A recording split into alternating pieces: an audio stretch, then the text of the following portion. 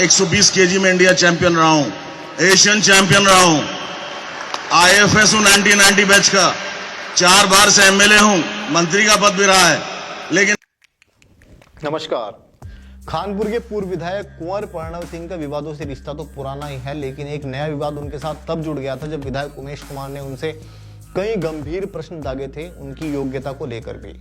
क्या कुंवर प्रणव सिंह कभी आईएफएस रहे हैं या नहीं रहे हैं, क्या वो चैंपियन रहे हैं या नहीं, वो होटल का इस्तेमाल असंवैधानिक तरीके से क्यों करते हैं और उन्होंने सरकारी कोठी एक से अधिक अपने पास क्यों रखी हुई है, इन तमाम सवालों पर अभी तक रहस्य बना हुआ था। लेकिन अब एक नोटिस के माध्यम से इस पूरे मामले का खुलासा होता नजर आ रहा है, जिसमें कि विधायक उमेश कुमार ने इन तमाम सवालों के साथ उनको एक लीगल नोटिस भेजा था और इस नोटिस के जवाब में जो कुछ उन्होंने कहा वो वाकई में ही उनका पूरा पर्दाफाश करता है। इस रिपोर्ट के अंश में हम आपको विधायक उमेश कुमार से हमारी हुई वार्ता का कुछ अंश आपको दिखाने वाले हैं, जिसमें आपको समझने में आसानी होगी कि दरअसल ये मामला क्या था। देखिए इस रिपोर्ट में। विधायक नमस्कार। नमस्कार हर्षवर्धन जी, कैसे हैं आप? अभी जाई विधि रखे राम ताई विधि रही है। 5 मिनट का समय ले सकता हूँ अभी आपका? यार आप पत्रकार हो, मेरी क्या हिम्मत में पत्रकार को मना कर दूं। जी जी, मैं आपसे ये थोड़ी पूछ सकता हूँ कि कितने पढ़े लिखे हो और तुम्हारी हैसियत क्या है, तुम मेरे सामने हो क्या। मैं 4 भाषाएं जानता हूँ जी। आप मतलब मुद्दा समझ समय गए। बदल गया। आप लोग अभी भी जो है ना नए उसमें रिजीम में अभी भी कंफर्टेबल हो नहीं पा रहे हैं। जी जी, मैं कुछ प्रश्नों का सवाल भी लेना चाह रहा था, वो संबंधित इसी से ही है जो आप जिक्र कर रहे हैं। जी बताइए। तो पहला तो प्रश्न ये है कि इन दिनों एक सोशल मीडिया पर एक काफी नोटिस वायरल हो रहा है, जो कि आपके नोटिस के जवाब में नोटिस आपको दिया गया, जिसमें कि साफ तौर पर जो आपने प्रणव सिंह, जो पूर्व विधायक प्रणव सिंह हैं, उन पर आपने उनकी योग्यता पर सवाल खड़े किए थे। उसके जो जवाब में जो नोटिस मिला है उसमें खंडन किया गया है कुछ बातों का, जिसमें कि आईएफएस को मना कर रहे हैं, वो आईएफएस नहीं है, और चैंपियन को लेकर भी उन्होंने अपनी सफाई पेश की है, तमाम ऐसे मुद्दों को। लेकिन अब क्या उमेश कुमार अब मूड में नजर आ रहे हैं तमाम चीजों को लेकर, और जो वायरल की जा रही है, क्या कार्रवाई अब हो पाएगी इन चीजों पर, किस तरह से आप देख रहे हैं? जी हर्षवर्धन, जब मैं चुनाव लड़ा था जी तो उसके बाद इनकी हार के बाद मुझे लगा था कि शायद ये व्यक्ति जो है जी सुधर जाएगा, लेकिन इस व्यक्ति का मानसिक दिवालियापन जी जो है वो गया नहीं। जी ये व्यक्ति बेसिकली मानसिक रूप से जी विक्षिप्त है। जब व्यक्ति मानसिक रूप से विक्षिप्त होता है तो वो फिर हर बार वही पुनरावृत्ति करता है जिसके लिए उसे मना किया जाता है, समझाया जाता है। जी मैंने इनको नोटिस भेजा कानूनी प्रक्रिया के तहत कि आप लगातार 22 साल से लोगों को ये कहते हैं कि मैं चैंपियन हूँ, जी मैं कुंवर हूँ जी और मैं आईएफएस हूँ 1990 बैच का। जी इसके संबंध में इनका जवाब आया जी कि साहब चैंपियन में तखल्लुस में लिखता हूँ और कुंवर जो है वो मैं पुराने हमारे जो थे राजा महाराजा थे, हम लोगों ने वो तेलंग पता नहीं किससे लड़ाई लड़ी थी और उन लोगों को भारत से खदेड़ दिया था जी और तो दोनों बातें इनकी फर्जी साबित हो गई। जी इन्होंने मान लिया कि ये दोनों में नहीं हूँ, जी जी यानी कि इनके आगे भी फर्जी और इनके पीछे भी फर्जी, जी बीच में सिर्फ इनका नाम है। तीसरी बात, महत्वपूर्ण बात, बहुत गौर से सुनना। जी जहां भी युवाओं का मंच होता है, जी जहां भी सार्वजनिक कार्यक्रम होते हैं, वहां ये अपने डोले दिखा के कहते हैं कि बिल्कुल मैं 1990 बैच यानी कि 1990 बैच का आईएफएस अधिकारी जी हूं, जी यानी कि इंडियन फॉरेन सर्विसेज, हिंदी में कहें तो भारतीय विदेश सेवा, बिल्कुल बिल्कुल जी। सिविल सर्विसेज पास किया है मैंने। और ये इनकी मैं पेज से भी कुछ सोशल highly मीडिया पर वायरल educated हूं। होती रही हैं वीडियो, हाँ, जो आप जिक्र कर होती रहे हैं। रही है इनकी जी, सब जगहों से। जी जी जब मैंने उसके संबंध में पूछा तो उसके संबंध में इन्होंने क्या जवाब दिया, आप जी। बड़े हैरान होंगे सुनकर। जी इन्होंने कहा कि मैं कोई आईएफएस नहीं हूँ और ना मैंने कभी किसी सार्वजनिक मंच से अपने को आईएफएस बताया और ना मैंने कभी लिखा है कि मैं आईएफएस हूँ। जी कितनी बड़ी विडंबना है, एक रोल मॉडल बनने वाला आदमी, अपने आप को युवाओं का रोल मॉडल बताने वाला, आज तक युवाओं को ठगता रहा, उनके बीच में झूठ बोलता रहा कि मैं आईएफएस हूँ 1990 बैच का। जी एक व्यक्ति झूठे से सिपाही बन के सड़क पर खड़ा हो जाए और किसी को कह दे मैं सिपाही हूँ, तो शिकायत हो जाती है, मुकदमा दर्ज हो जाता है, आदमी जेल चला जाता है। एक आदमी सार्वजनिक मंचों से अपने को देश की उच्च सेवा का हाईली एजुकेटेड क्वालिफाइड आदमी बताता है, जी और उसके खिलाफ आज तक कोई कार्रवाई नहीं हुई, कोई बोला नहीं। बिल्कुल। तो कानपुर विधानसभा के लोगों को 20 साल से गुमराह कर रहे हैं, अपने को हाईली एजुकेटेड और आईएफएस बताकर। ये इनके आईएफएस का भांडाफोड़ हो गया। जी उसके बाद जी इनके खिलाफ मैंने कहा था कि इनका हुटर में बंद करा के रहूंगा, क्योंकि ये ना दिन देखते हैं ना रात देखते हैं, 8-8 10-10 गाड़ियां लेके गांव देहात में घुस जाते हैं, सायरन ही सायरन बजाते हैं। जी जी जी मैं इनके खिलाफ हाईकोर्ट गया, हाईकोर्ट से मेरे खिलाफ निर्णय आया, हाईकोर्ट ने डिसमिस कर दी पिटीशन। जी मैं इनके खिलाफ सुप्रीम कोर्ट चला गया कि भाई सुप्रीम कोर्ट के आदेशों की अवहेलना करते हैं। जी सुप्रीम कोर्ट ने इश्यू नोटिस कर दिया। जी ठीक है। हर्ष, आप हैरान होंगे, वो ऑर्डर आपने सोशल मीडिया पर देख लिया होगा।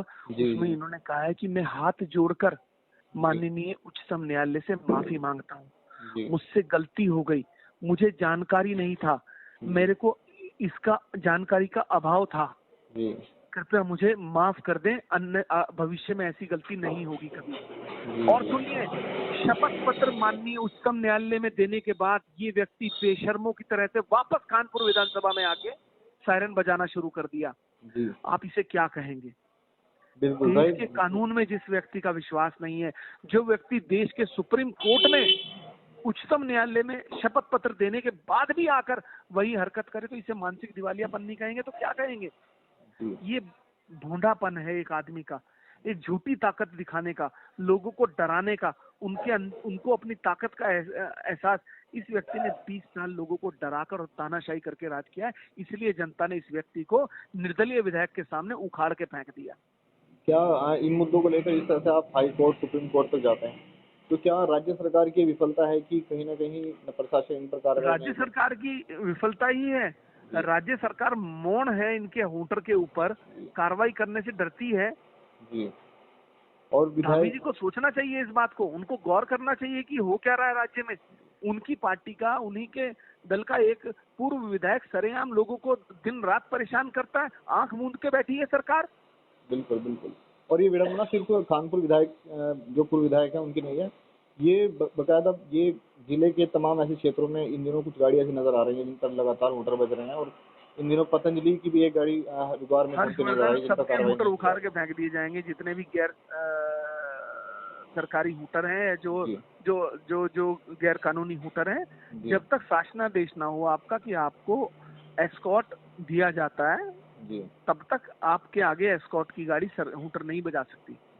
लेकिन क्या लोगों के जिस तरह से दहशत पहले थी विधानसभा चुनाव से पहले, जो आप अपने बयान में जिक्र भी करते हैं कि पूर्व विधायक ने दहशत फैलाई हुई थी, क्या वो दहशत कम कर पाने में आप सफल रहे हैं? क्योंकि तमाम वोटर आज भी बजा रहे आप हैं। निकलिए, रोड पर जाइए, जाकर पता करिए आम आदमी से कि वो आज जी। इस तथाकथित फर्जी चैंपियन से डरता है या नहीं डरता, ठीक बता है। देगा। बिल्कुल खुल बिल्कुल के बोलते हैं लोग, सोशल मीडिया के माध्यम से अपनी बात रखते हैं और खुलकर लिखते हैं। जी मैंने कहा ना, आगे भी फर्जी कुंवर और जी। पीछे भी फर्जी चैंपियन। जी। और तमाम आप जिस तरह से जवाब देते भी अपने सोशल मीडिया अकाउंट से, युवाओं में काफी ये अट्रैक्ट भी करता है आपकी तरफ। तो अगर इन चीजों पर कार्रवाई नहीं करती है राज्य सरकार या तमाम तरीके से, तो कहीं ना हम कहीं माननीय उच्चतम निराशा। न्यायालय करेगा, हम कंटेम्प्ट जी। दाखिल करने जा रहे हैं माननीय न्यायालय में इनके काउंटर एफिडेविट के खिलाफ। जी जी जी चिंता मत करिए, इनको नेस्तनाबूद कर देंगे, ये हुटर बजा के दिखाएं। मैं तो जी। फिर कह रहा हूँ, कोई भी व्यक्ति इनकी गाड़ी को हुटर बजाता देखे तो उस डेट ऑडियो में रिकॉर्ड करते हुए वीडियो में बोले क्या कि आज पंचायत ये चुनाव के डेट है। दौरान भी इस तरह की हरकतें हुई हैं कानपुर विधानसभा बात में ही या नहीं फिर? आते हैं यार। जी हर्षवर्धन, मैं आपको सच बता रहा हूँ कि देश के उच्चतम न्यायालय में शपथ पत्र देने के बाद आदमी की रूह कांप जानी चाहिए, ऐसा सोचने बिल्कुल के वक्त भी कि मैं जी। क्या करने जा रहा हूँ। जी ये वही देश का उच्चतम न्यायालय है जिसने सुब्रत राय सहारा को 2 साल बंद करके रखा था कंटेम्प्ट में। बिल्कुल बिल्कुल बिल्कुल।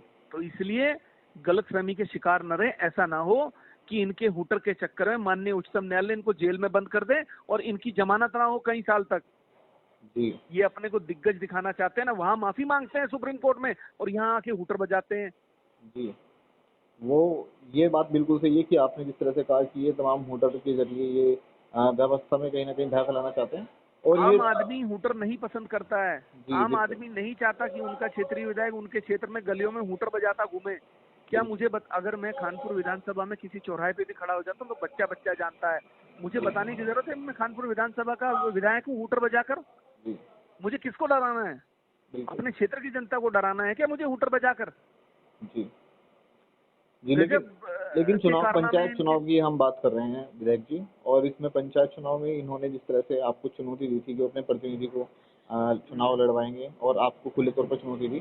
आपकी उन दिनों स्वास्थ्य सही नहीं था, आप शायद बाहर थे, तो इस तरह से आपने भी इनको चुनौती हर्षवर्धन स्वीकार जी, की हमने थी। इनको खुले मंच से जी। चुनौती दी थी कि चंदपुरी बांगर की सीट महिला सीट है जी और आपकी पत्नी वहां से लड़ती भी रही है, आइए उस जी सीट से चुनाव लड़ाइए अपनी पत्नी को, हम भी लड़ाते हैं, दोनों को अपनी अपनी हैसियत का पता लग जाएगा। जी, तो खानपुर में जो भागते 5 जिला पंचायत की जो सीटें आती हैं, 5 उन पर जिला पंचायत में देखिए हरिद्वार में हुआ क्या, इन पंचायत चुनाव में भारतीय जनता पार्टी ने हर विधायक को कहा कि आप 2 प्रतिनिधियों के नाम दीजिए जिनको लड़ाया जाए आपके। जी इन्होंने भी अपने 2 नाम दिए और कुल 5 सीटों पर भारतीय जनता पार्टी को इन्होंने चुनाव लड़ाया और जमकर इन्होंने प्रचार प्रसार किया। जी 2 मंत्री भी आए, पूर्व मुख्यमंत्री वर्तमान के सांसद भी इनके प्रचार प्रसार में आए, जी कई विधायक इनके लिए प्रचार प्रसार कर रहे थे, बिल्कुल। इन्होंने पूरी ताकत झोंक दी थी। जी। उसके बाद क्या हुआ? उसके बाद भी 5वें धांधली के धांधली के आरोप लग रहे हैं, उसके बाद भी भारतीय जनता पार्टी का ये लगातार। खानपुर विधानसभा में तो क्षेत्र में तो सारी सीटों पर चुनाव हार गए, जी एक सीट नहीं जिता पाए, चुनौती मुझे देते हैं। जी, और ये अगर बात करें ये तो एक बेशर्मी तथ्य नहीं है कि कोई बिना विधायक तथ्यों 5 सीटें हार जाए उसके बाद ऐसी बात करे। जी, वो लगातार सोशल मीडिया पर एक अपनी विधायक 5 सीटों पर औंधे मुंह गिरा है और जी। फिर वो बार बार कहता है कि मैं जो हूँ ऐसा कर दिया वैसा कर दिया।